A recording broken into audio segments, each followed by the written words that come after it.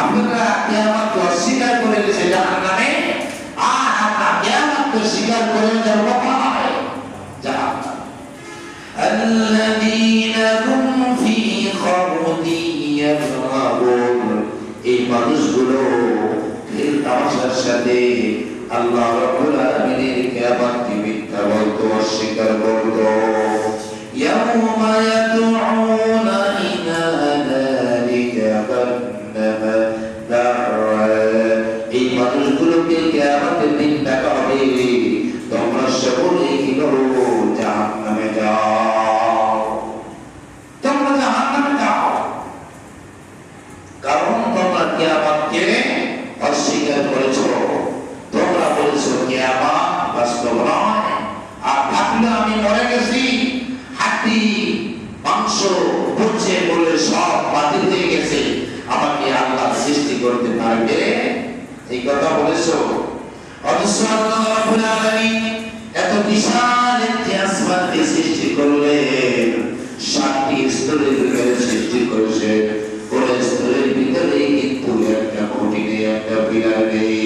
বিনা খুঁটিতে বিনা পিলারে যে আল্লাহ রাব্বুল আলামিন আসমান সৃষ্টি করতে পারে, আমি যখন মৃত্যুর পরে বসে বলে সব মাটি হয়ে যাব, ওই আল্লাহ কিন্তু আমাকেও সৃষ্টি করতে পারবে। হাযিহিন নারুল্লাতী কুনতুম বিহা তুকাল্লিবুন, এবং তাদেরকে বলা হবে এই যে দেখো এই জাহান্নাম, তোমরা দুনিয়ায় বসে থাকে মিথ্যা বলতে, আজকে কিন্তু সেই জাহান্নাম সত্য, জাহান্নামে তোমরা যাও। পবিত্র কোরআনের 27 নম্বর পারার ভিতরে সূরাতুল তুরের ভিতরে আয়াতগুলো আছে। মুফাসসিরিনে কেরাম এই আয়াতের পিছনে কি ঘটনা বর্ণনা করেছেন। আল্লাহ নবীর সাহাবী হযরত ওমর খলিফাতুল মুসলিমিন একদিন রাতের অন্ধকারে, উনি যখন খলিফা ছিলেন, রাতের অন্ধকারে ঘুমাইতেন না, বাড়ি শুরু করে মাথা নিতেন না, রাতের অন্ধকারে সমস্ত মদিনার ভিতরে ঘুরে ঘুরে দেখতেন কোন মানুষটা কোন সমস্যার ভিতরে আছে, ওই মানুষটার সমস্যা আমাদেরকে সমাধান করতে হবে।